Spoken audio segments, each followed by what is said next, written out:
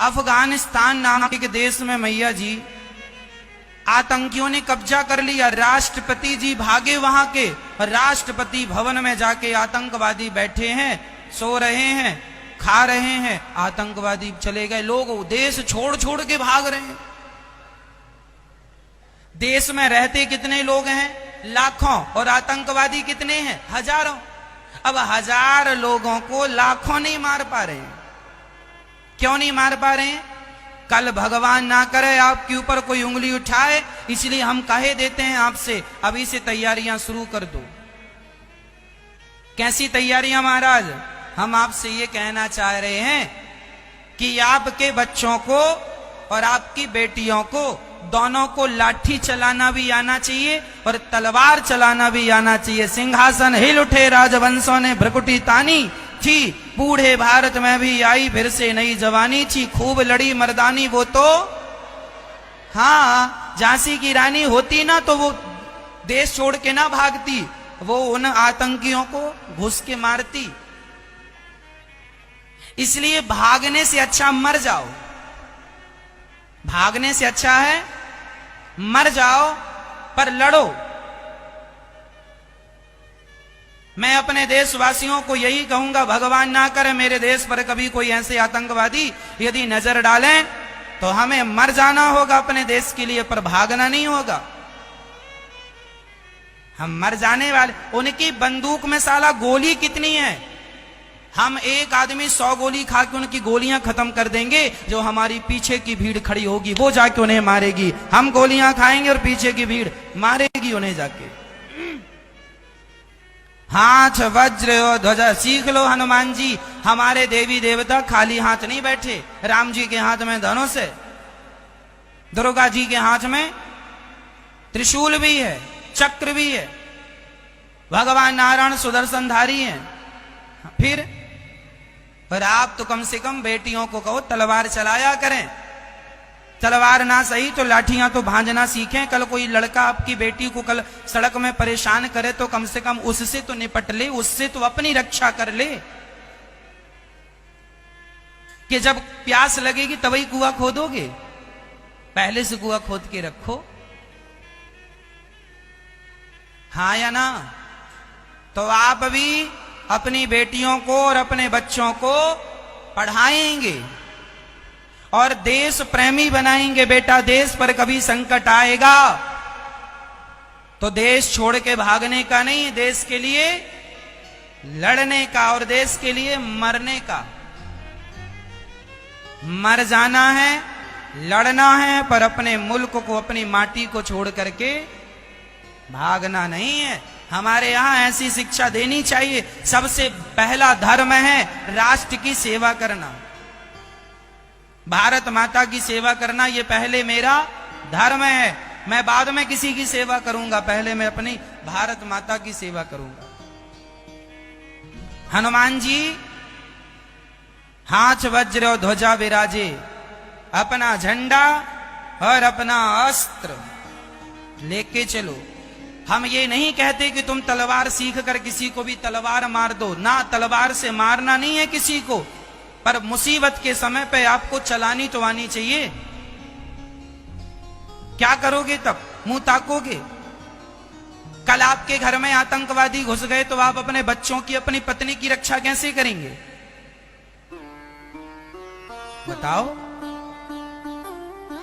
क्या हमारे भारत में आतंकवादियों का हमला नहीं होता? रोज कश्मीर में आप रोज सुनते हैं आतंकवादी घुसाए, आतंकवादी घुसाए, जवानों को मार दिया, जवानों को घरों में घुस गए, बच्चों को मार दिया। क्या रोज नहीं सुन रहे हैं? अभी तो कश्मीर में चल रहा है। यदि सावधान नहीं हुए तो दिल्ली भी आएंगे, मुंबई भी आएंगे। अभी 2000 बहुत साल हो गए, मुझे साल पता नहीं, ताज होटल में घुस गए थे, घुस गए थे आतंकवादी। मुंबई की घटना है, हजारों लोगों को मार दिया था।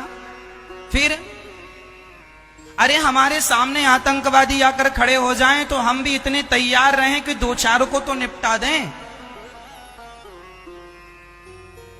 क्या हम दुष्टों से अपने आप को बचा लें तो क्या ये योग्यता, ये टैलेंट हमारे अंदर आएगा तो क्या ये गलत है?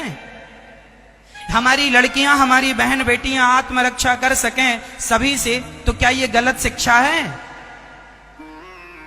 अरे शिक्षा होनी, हम तो कहते हैं आप लोग डिमांड करो सरकार से कि हर स्कूलों में 1 घंटे का पीरियड आत्म सुरक्षा के लिए सिखाने के लिए दिया जाए। स्कूलों में लाठी चलाना, तलवार से चलाना सिखाया जाए कि ऐसे चलाना, ऐसे आत्मरक्षा करनी है, तब जाके हमारा भारत सुरक्षित होगा।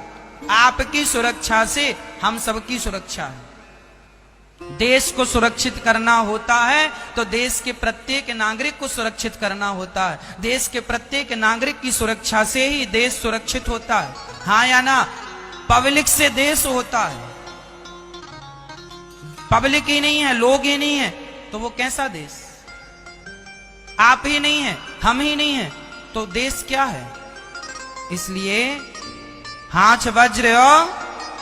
हाँ, हनुमान जी सिखा रहे हैं खाली हाथ ना रहना। नहीं, कोई भी तुम्हें थप्पड़ लगा के चला जाएगा। हम किसी को मारते नहीं है, पर हमें कोई छेड़ता है तो फिर छोड़ते।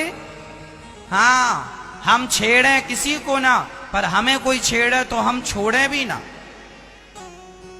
ये सिद्धांत लेके चलोगे, सुखी रहोगे।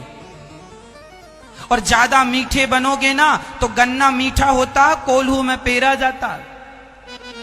जो ज्यादा मीठा होता है वो अपना नाश कराता है। देखो तो मीठे गन्ने को कोल्हू में पेरा जाता है। 4 भाई हो, 4 भाई में एक भाई बड़ा सीधा साधा भोला भाला हो तो 3 भाई चूना लगा देते हैं भोले भाले को, उसकी भी प्रॉपर्टी कब्जा कर लेते हैं। तू भीख मांग, ज्यादा भोलू बन रहा है। ज्यादा सीधेपन का तुम्हारा सगा भाई भी फायदा उठाता है। नहीं, हजारों भाई मैं तुम्हें लाके खड़ा कर दूंगा, सीधे साधे भाइयों का भाई लोग गलत फायदा उठा लेते हैं। वो बड़ा सरल था, सीधा था, बोलता नहीं था, इज्जत करता था अपने भैया की, लेकिन भैया तो छाती पे नाच रहा है।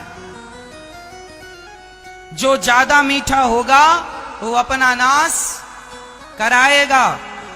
सीख लो, हमें जरूरत से ज्यादा मीठा होना चाहिए। स्वभाव में, संस्कारों में मिठास होनी चाहिए, पर जहां लगे कि हमारे साथ गलत हो रहा है फिर वहां अपनी चुप्पी तोड़कर अपनी रक्षा करनी चाहिए। भाई गलत कर रहा है तो भाई से भी कहो मेरे साथ गलत कर रहा है। कब तक सहोगे अपने भाई का? आवाज उठानी चाहिए, गलत नहीं।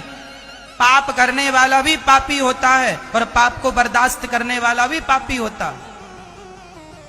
गलत करने वाला भी पापी होता है और गलत को सहन करने वाला भी। फिर ना गलत करो, ना गलत सहो, ना सहना है ना। हम किसी को परेशान नहीं करते, पर हमें कोई परेशान करेगा साहब, फिर हम अपना रौद्र रूप दिखाएंगे। इसलिए आप भी अपने बच्चों को कहो बेटा किसी को परेशान नहीं करना, पर तुम्हें कोई छेड़े तो फिर तरीके से कानून का सहारा लेकर, जो भी कानून कहता है वो कानून का उल्लंघन नहीं करना। कानून में रह के हमें सारे काम करना है, पर आत्मरक्षा जरूरी है।